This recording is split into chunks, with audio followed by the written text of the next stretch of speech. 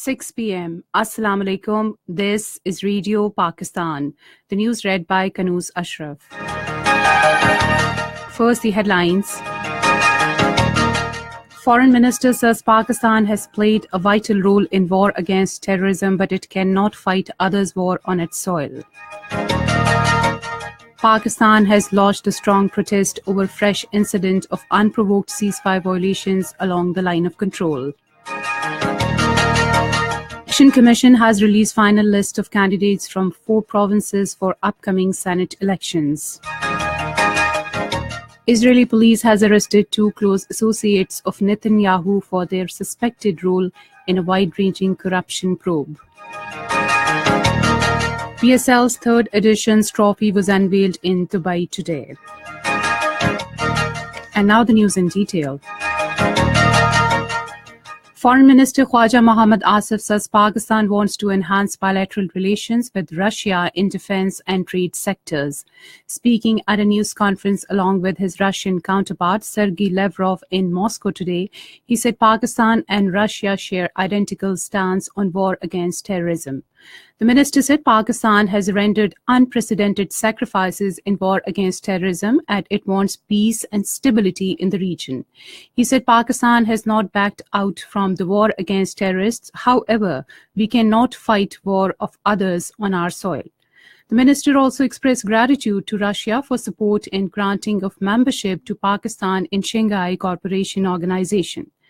Khwaja Asif said Afghan issue cannot be resolved through war as the Taliban have shifted to settled areas of Afghanistan. Foreign Office summoned Indian Deputy High Commissioner J.P. Singh today and condemned the unprovoked ceasefire violations by the Indian occupation forces along the line of control. Indian firing in Kuiratta sector resulted in the martyrdom of an 8-year-old boy yesterday. Indian Deputy High Commissioner was told that despite calls for restraint, his country continues to indulge in ceasefire violations. Indian forces have carried out more than 335 ceasefire violations along the line of control and the working boundary so far this year, resulting in the martyrdom of 15 innocent civilians and injuries to 65 others. He was conveyed that deliberate targeting of civilian populated areas, especially children, is deplorable and contrary to human dignity, international human rights, and humanitarian laws. The ceasefire violations by India are a threat to regional peace and security and may lead to a strategic miscalculation. National Security Advisor Lieutenant General retired Nasir Khan Janjua says Indian forces are committing grim crimes on daily basis to uproot the just struggle of the Kashmiri people for their right to self-determination. He was addressing a seminar on crimes against humanity, genocides and ethnic cleansing in Islamabad today. He said, "We deeply appreciate Azerbaijan's support of Pakistan's stance on Kashmir issue." He said, "We deeply appreciate that Azerbaijan not only supports Pakistan on the issue of Jammu and Kashmir, but is also a member of OIC contact group on Jammu and Kashmir, and that Azerbaijan has been actively participating in the meetings of contact group. Similarly, Pakistan has also joined the OIC contact group on aggression of the Republic of Armenia against the Azerbaijan Republic." He said Pakistan considers Azerbaijan as its brother and close friend, and both the countries also enjoy cordial relations. The National Security Advisor said Pakistan strongly condemns atrocities in occupied territory of Azerbaijan by the Armenian armed forces and expresses deep grief and sorrow over such type of heinous acts. Defense Minister Khurram Dastagir Khan has reiterated government's resolve to fully cooperate in courageous mission of the armed forces to defend national frontiers of the country. Chairing a meeting to review preparations of defense budget for next fiscal year, the minister lauded high-level automation in this regard. Khurram Dastagir appreciated subordinate departments of the Defence Ministry, inter-services organizations and armed forces for regularly updating overspending of the budget.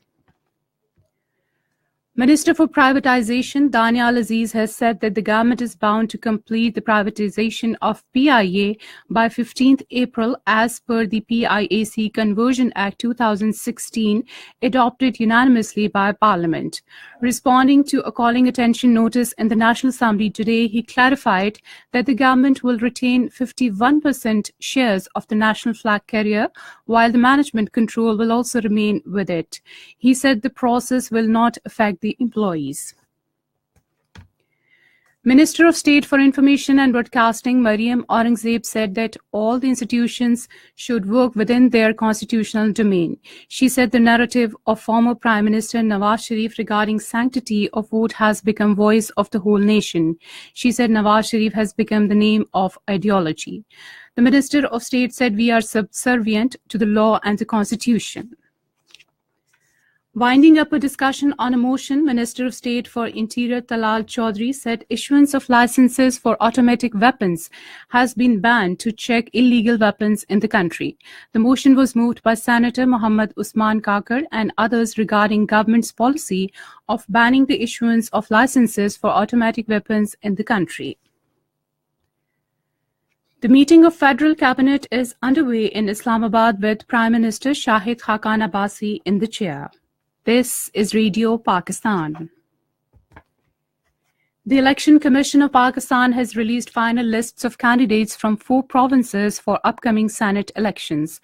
27 candidates are contesting from Khyber Pakhtunkhwa, 33 from Sindh, 20 from Punjab, and 25 from Balochistan. Candidates aspiring to contest elections from Islamabad and Fatah can withdraw their nomination papers by tomorrow. Polling for the Senate elections will be held on 3rd of the next month. Speaker National Assembly Sardar Ayaz Sadiq says Pakistan is keen to strengthen parliamentary ties with Bosnia and Herzegovina. He was talking to Bosnian ambassador to Pakistan, Saqib Farik, in Islamabad today. The speaker said bilateral trade relations can receive a boost through intensified parliamentary contacts. The 3-day meeting of Financial Action Task Force will commence in Paris from tomorrow to discuss counter-terrorist financing. The 3-day meeting will discuss a new counter-terrorist financing operational plan that will set out the actions of the FATF will be taking in response to the changing terrorist financing threats. World Social Justice Day is being observed today to highlight the principles for peaceful coexistence within the among nations. The day is marked to promote gender equality and human dignity. The theme of the day of this year is Workers on the Move, the quest for social justice. In occupied Kashmir, the chairman of All Parties Hurriyat Conference, Sayyid Ali Gilani, has warned the Indian authorities of serious consequences against the shifting of political prisoners from Srinagar Central Jail to the jails in Jammu. In a statement in Srinagar today, Sayyid Ali Gilani appealed to the International Committee of Red Cross, Asia Watch, Amnesty International, and other world human rights organizations to come to the rescue of these detainees who are being shifted out of the Kashmir Valley due to political vengeance. Israeli police has arrested 2 close associates of Prime Minister Benjamin Netanyahu for their suspected role in a wide-ranging corruption probe. Police identified them as Nir Hafetz, a former Netanyahu spokesman, and Shlomo Felber, the former director of the communications ministry under Netanyahu. In New Zealand, a state of emergency has been declared in Christchurch and 2 other districts as Cyclone Geeta hit the country. Dozens of schools have been shut, flights in and out of capital Wellington have been cancelled, and roads closed on the South Island as the storm made landfall today. PSL's 3rd edition's trophy was unveiled in Dubai today. The ceremony began with a press conference which was addressed by Pakistan Cricket Board Chairman Najm Sethi and some of the star players of the league. And finally, the weather report. Mainly cold and dry weather is expected in most parts of the country during the next 12 hours. However, partly cloudy weather in upper parts of the country with isolated rain. Light snowfall over the hills is expected in Quetta, Zob, Malakan divisions and Fatah. And that is the end of the news. For more news and analyses, log on to our website, radio.gov.pk, and watch live video streaming of our bulletin on the link facebook.com, Radio Pakistan News Official.